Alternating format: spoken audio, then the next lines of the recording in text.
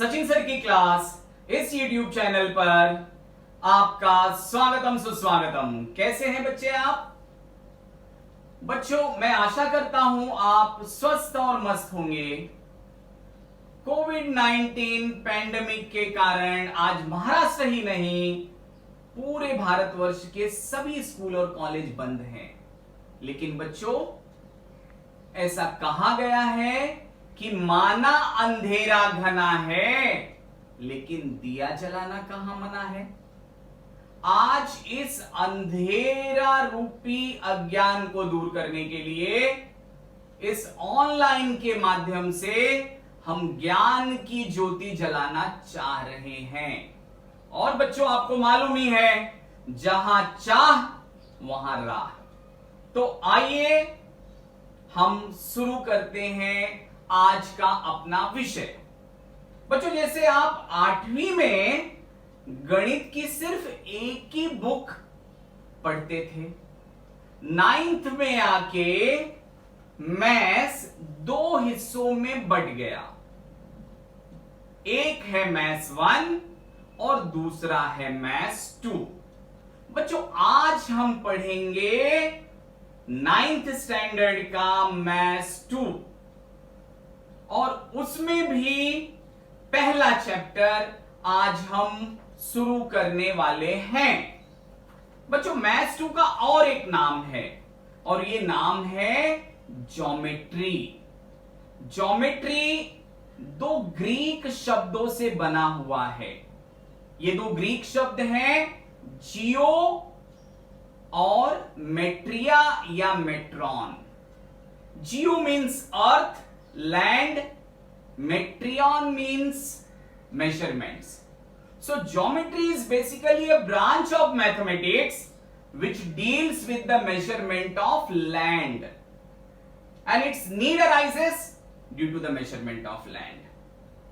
बच्चों ज्योमेट्री ये कोई आप 9th में पढ़ रहे हैं इसका मतलब कोई आज आया हुआ सब्जेक्ट नहीं है।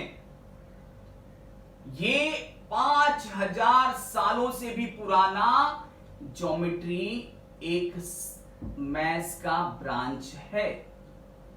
बच्चों आपने सुना होगा इजिप्ट का पिरामिड्स।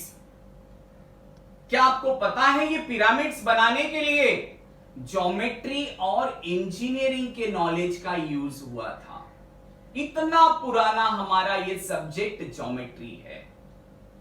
बच्चों ग्रीक्स के एक फेमस मैथमेटिशियन थे, नाम था उनका थैलस। वो जब इजिप्ट गए तो उन्होंने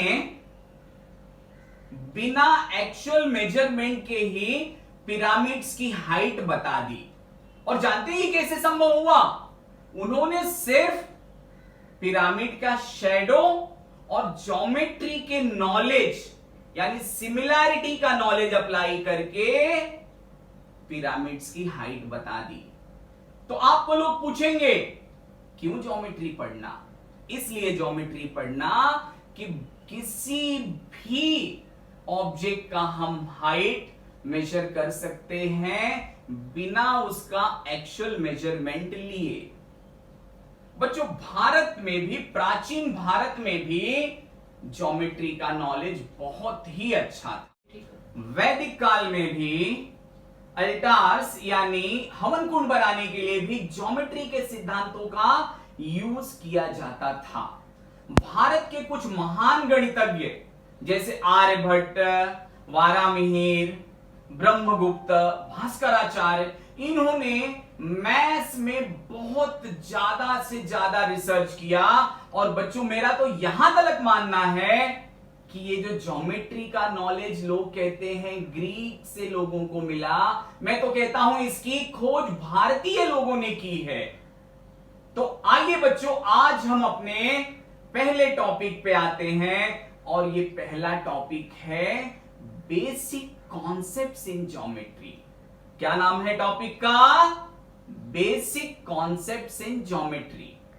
बच्चों जैसे कि मैंने पहले भी बताया मैथ्स में 2 सबसे पुरानी चीज हैं, एक है नंबर और दूसरा है ज्योमेट्री का ज्ञान। अब ये ज्योमेट्री तीन चीजों के ऊपर निर्भर है। 3 things are pillars of geometry, और ये तीन चीजें क्या हैं?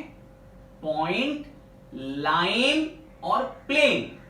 जिस तरह से हम नंबर को डिफाइन नहीं कर सकते, ठीक उसी तरह से पॉइंट, लाइन और प्लेन को डिफाइन नहीं किया जा सकता। पॉइंट मतलब क्या? अगर हम शार्प पेंसिल से एक डॉट बना दें जिसकी कोई लेंथ नहीं, कोई ब्रेड्थ नहीं, वो हो गया point. Point is denoted by English capital letter. Then comes to line. क्या है लाइन? Collection of points. जब मैं लाइन बोल रहा हूं, इसका मतलब है स्ट्रेट लाइन।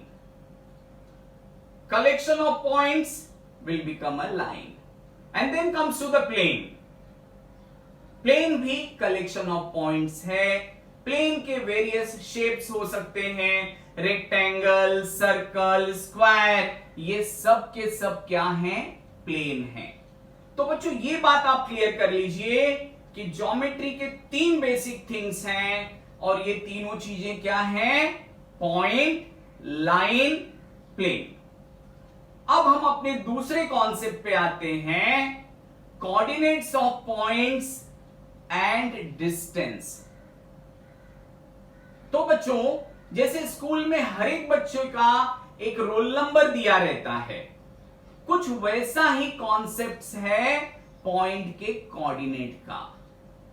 आपने नंबर लाइन तो सीखी होगी।